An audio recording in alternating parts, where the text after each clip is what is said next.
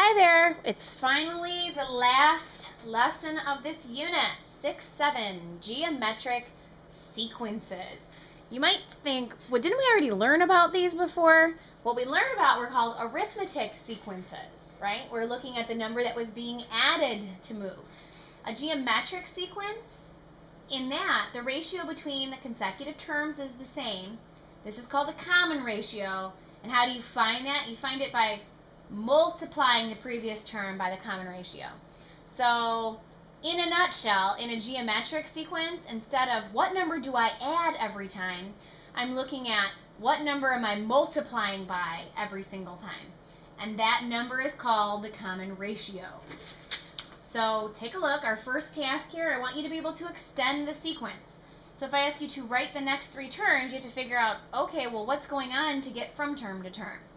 Well, here I go from 1 to 5, 5 to 25, 25 to 125. I know I'm not adding the same amount because 1 plus 4 is 5, and 5 plus 4 is not 25. So if you want to know what we're actually doing here, ask yourself, 1 times what is 5? I know it's tough. Think about it, but yeah, 1 times 5 is 5. And 5 times 5 is 25. And 25 times 5 is 125. If you weren't given a Captain Obvious one like this, then remember you can always take the second one divided by the previous one to figure out what the factor is. Meaning, 125 divided by 25 is 5. That means 25 times 5 is 125. 25 divided by 5 is 5. That means 5 times 5 is 25. So anyway, sorry, I don't want to make this a longer story than it needs to be. Each term is being multiplied by 5. So if I'm looking for the next three terms, I'm guessing you could do this right now. Take 125 times 5. What do you get? Yes, 625.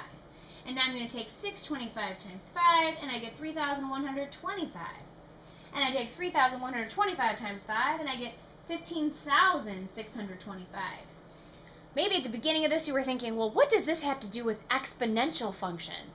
And I'm hoping that you're seeing now a lot. We started with 1, and here we are just a few numbers later, and we're already at 15,625. And don't exponential functions have this multiplier going on? It's not a number you add, it's a number that you multiply. So geometric sequences are included in that. All right, with this next one, it's a little bit trickier, right? This is what I'm talking about. You have 1,844, and then we're going down to 922, and then 461, and 230.5. We're not dealing with just a number that we're adding the opposite of here. It's not going to be the same every time. So I had to figure out 1,844 times what is 922? Well, I don't know. So I'm going to take 922 and I'm going to divide it by 1,844. And that's what gives me the number I multiply by. Hopefully you did that and you see it's 0.5. So again, one more time, if you can't tell this times what gives you this, then take the second divided by the first, and that will tell you what you multiply the first by to get the second. So we're multiplying by 5/10 each time. So now keep going with this. Take 230.5, multiply that by 0.5, and you get 115.25. Let's find the next one. Again, we're going to multiply by 0.5. We get 57.625. Don't worry about rounding now, just keep going with it. Multiply again by 0.5, and you get 28.8125. So that's that. That's how you figure those ones out. Now I want you to see what a graph of a geometric sequence looks like. So don't read the box yet. Just pretend it's not there. Take a guess what a geometric sequence is going to look like, though, based on the fact that I'm multiplying to get from one to the next. Yeah, I'm sure you could already guess that it's going to look exponential. All right. So I want you to graph this geometric sequence. The position here just means, okay, who's first in line, second in line, third in line. So this 32 is the very first number, right? So its position is number 1, and I'm going to write the 32 underneath. The term 32 is first. Second in line, we have 16. Third in line is 8. Fourth in line is 4. And fifth in line is 2. So when I say position, I'm just talking about order here. 32 can't be in the 0 spot. That one doesn't exist. You're first in line. You're not 0 in line. That doesn't make any sense, does it? Okay, so we're going to graph this. The position is what goes on our x-axis. I can tell because it's on, oops, what did I just do? There we go. because it's top in the data table, so position n, and over here is the term a to the n, and with position I see I have 1, 2, 3, 4, 5, so let's write those in. I'm going to put a 6 just to not leave it blank, and along the side I see my lowest number is 2, my highest is 32. Do you have enough spaces to count by 1? Obviously not. What about 2, 2, 4, 6, 8, 10, 12, 14, 16, 18, 20? Nope. I don't really want to count by 3 based on the numbers that I have in here. Would 4s work? 4, 8, 12, 16, and then I know I need another 4 lines to make the 32. Yes. So let's use 4 on our number scale. That was just called the think aloud. I already knew what I wanted to number it by, just in case you were wondering. But I wanted you to understand how you can arrive at an appropriate number scale. A lot of people struggle with, what should I count by? What should I count by? That's kind of how you think through it. Let me check the camera. All right, looks like you can see my whole graph on there. All right, so now we're just plotting points. Position 1 is 32. Position 2 is 16. Position 3 is 8. 4 is 4. And 5 is 2. Halfway between the 0 and the 4. Okay, now don't draw a line just yet. According to this is just a geometric sequence, right? There aren't values in between with this. There's like, as far as position goes, they don't have like, you have the winner, right? And then let's say the next person in line, you're not like, you don't come in 1.5 place or 3.5 place. These are the positions. They're whole number amounts. We can't have values in between. Don't connect the dots. So that's what's a little bit different. So, and I talk about that right here. Because consecutive terms in a geometric sequence change by equal factors, the points of the sequence with a positive common ratio lie on an exponential curve. We can see that that's an exponential curve. You can use the first term in the common ratio to write an exponential function that describes the geometric sequence. I didn't say anything about not connecting it, I guess, because I knew I was going to say it out loud. So don't connect the dots in this. These are separate points. There aren't x values in between. All right, now this equation right here, you might be thinking, oh my goodness, another one? Are you serious? Yet another one, but really, this is still just the form of the exponential equations that you've been dealing with. I mean, look, we have a sub n, that's like the y, okay? That's your final amount there. Look at it like that. So I'm just going to write final amount. And in parentheses, I'm going to write a y. I think that might be helpful for you to look at it as the y, the amount you're trying to figure out. This a sub 1 right here,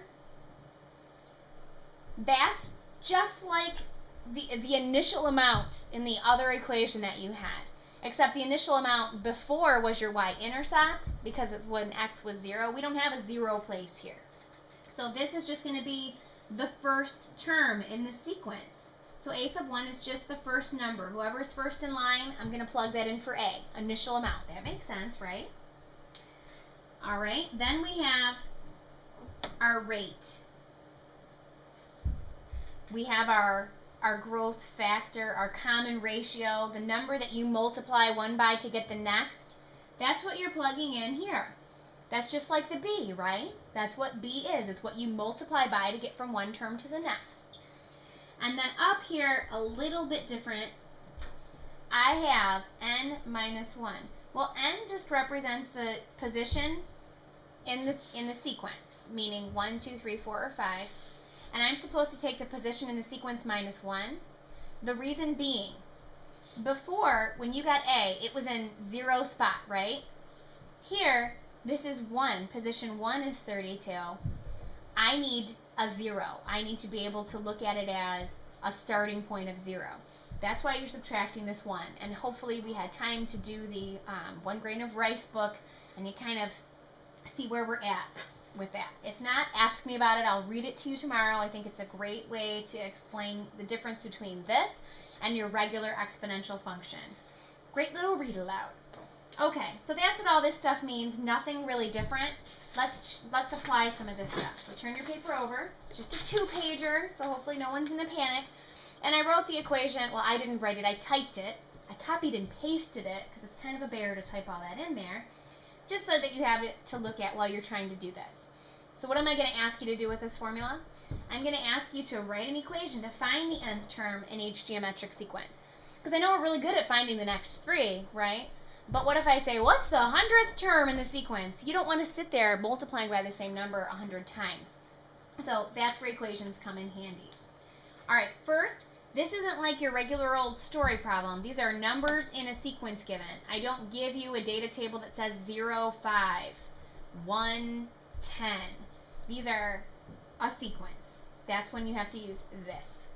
Okay, so step one, we want to write the equation, the general equation that I can use for anything. So your first step is you need to figure out what your growth is, or what your factor is to get from one to the next. What's the ratio? So 27 times what is 81? If you don't know, take 81 divided by 27 and you'll see, hey, that's times 3. And double check it. Type in 81 times 3 and see if you get 243. You do. And is 243 times 3 729? You betcha. So this means right now that this R up here equals 3. Yep. And let's see, the A sub 1, the first number in the sequence, that's 27, right? That's really all we're going to need right now. So in this, A sub n, this means any number in the sequence. That's what I want. I want an equation to find the nth term in the sequence. So A sub n equals, I take my initial amount, which is 27. I multiply that by whatever factor it takes to get from one to the next. And it's to the n minus 1. That can't be simplified because I want to use it for any letter n, and I don't know what n is, so I can't subtract 1 from it. So this right here is an equation that I can use to figure out any number in that sequence. Now I've asked you to figure out the 10th number in the sequence, right? So I'm asking you, what is the 10th number in the sequence? That means replace that with 10. So I'm looking for the 10th number in the sequence. Then I'm just going to plug in 10 for the n. That kind of rhymed a little bit, huh? Okay, so from here you would just type in 27 times the quantity of 3 to the, and you can type in 10 minus 1 if you want, but we know that this is 9. So I would type in, personally, 27 times the quantity of 3 to the 9th power, and when you do that, you see that A sub 10 equals, did you do it? Did the number surprise you? It's pretty big. 531,441. Again, make sure you are trying to type these in as you go, so you are calculator savvy. I want you to be really good with using them. Alright, that's the first one. Let's try to do the next one. It's a little different because I can see that there's a negative there. So I see a positive 8, a negative 16. What can I multiply 8 by, a positive 8, to get a negative 16? Well, I know it has to be a negative. And it's 2, right? And if you took a negative 16 divided by 8, you'd get negative 2, wouldn't you? And isn't negative 16 times negative 2 a positive 32? Because when you multiply two negatives, it's a positive. I told you those rules were never going to go away. It's true. So this one, our B, is a negative 2. So let's write the equation. I want to find any number in the sequence. So A sub n equals, I want to take the initial amount and plug it in for A. That's 8. I multiply that by this factor, which is negative 2.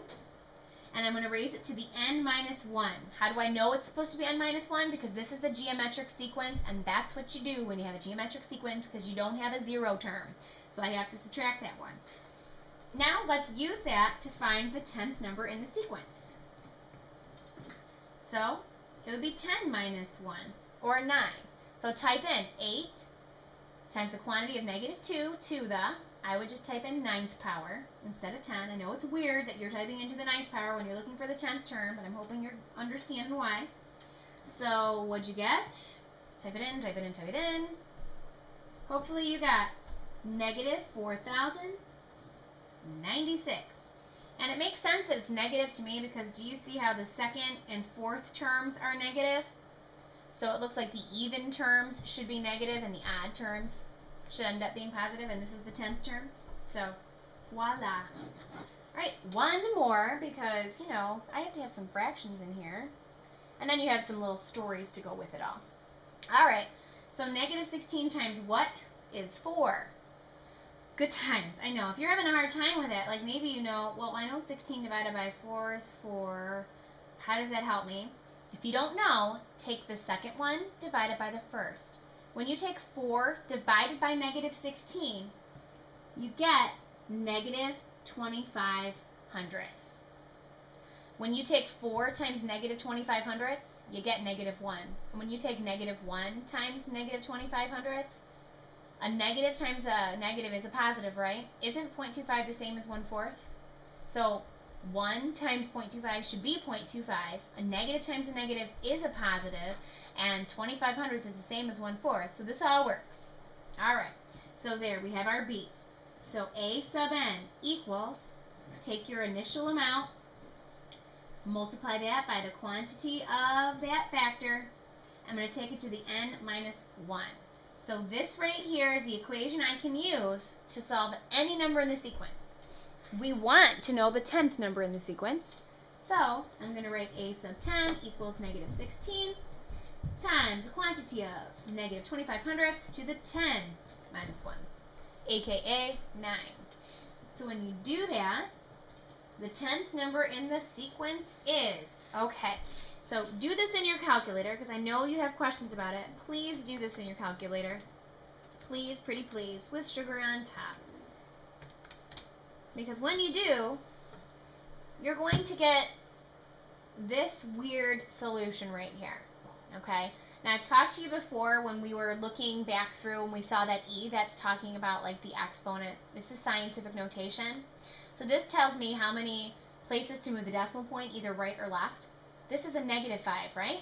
That means I want to make this number smaller. So that 5 that's negative means I'd move this 5 places to the left. I don't want you to write all this out and put a little e there with a negative 5 because you are not a calculator. Many of you are human calculators. Yes, I know, you are. But don't give me an answer like you're one.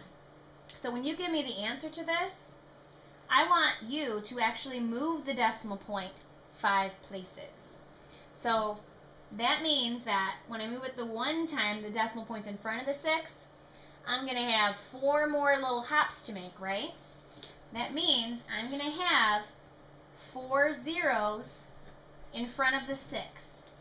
Now there are a lot of other numbers here. Just give me a few more. So why don't we just write the 1 and the 0. And I wouldn't make that 0 1 because the number next to it's a 3. And I'd probably be way more specific on a test or a quiz as to how far I'd want you to go. But this is the answer that I want. I don't want you to write that E negative 5. I want that answer there. Because again, we are not human calculators. Don't let people treat you like it. All right, 2 more. I know, we're almost there. Sometimes I give you words instead of giving you a sequence. But I'm telling you, the first term in a geometric sequence, so we know it's a geometric sequence. I know I have to use that one formula with the n minus 1. So, the first term is 500. The common ratio is 2/10. What's the 7th number in the sequence? Let's use the equation. I'm looking for the 7th number in the sequence, right? So I'm going to write A sub 7 equals, okay, first number is the original amount, right? The first term, and I told you it's 500. And I'm supposed to multiply that by the common ratio. Ooh, that's 2/10. That's also given. And I want the 7th number in the sequence. That means I have to take 7 minus 1, or 6. All right, so let's do that. Type it in. Don't type in anything with this A sub 7 because you're just telling me the 7th number in the sequence. Type in 500 times the quantity of 2/10 to the, don't type in 7th power, type in 6th power. And when you do that, you end up getting, I hope, 32 thousandths. That's it. Don't round it if it ends after 3 or 4 places. The purpose of rounding is for problems like this when they go on and on and on, like this lesson right now. I know. This is my last one. I'm excited to be finished too. The last one for this unit. All right, this table shows a car's value for 3 years after it's purchased. We already know that's what happens. The value goes down, down, down. Oh, I should stop Justin Bieber now. It shouldn't be allowed anymore. My bad. A couple years ago, it would have been fine. Okay, 3 years after it's been purchased. The values form a geometric sequence. How much will the car be worth in 10 years? Now, the last one that you had for this, I had year 0. I had like when you first bought it, but this tells me after the first year how much it's worth. So I don't give you a year 0. I give you 1, 2, 3. So right there, that's kind of the difference that we're looking for here. This is how you know, oh, I need to use this n-1 one instead of just the regular one. So, how much will the car be worth after 10 years? I'm going to write a sub 10 equals. Okay, the first in line is 10,000. That's what goes in for the A. Okay, now we have to figure out 10,000 times what is 8,000, so I can figure out what to write in for my B. I don't know that one off the top of my head. Well, I kind of do, but I'll pretend. I don't know that. What is it? Take 8,000 divided by 10,000, right? And you know that when you divide, if I was dividing 8,000 by 10,000, those 3 zeros match up so they're gone. So it's really 8 over 10. How do you say 8 over 10 is a fraction? 8 tenths. Yep, that is it. It's 8 tenths. It's all full circle. And I'm supposed to take that, because this is a geometric sequence, I tell you right there, I'm supposed to take that to n-1, that power. So do that. Take your 10,000, I'm going to do it too, so I know that I'm giving you enough time. 10,000 times 8 tenths to the 9th power, because 10 minus 1 is 9. You get this. It's money. Please round to the nearest cent. So the number next to the hundreds place is 7. That means I'm going to bump that to 18 cents. That means after 10 years, this is worth $1,342.18. Pretty true. Have a great rest of the evening. See you tomorrow.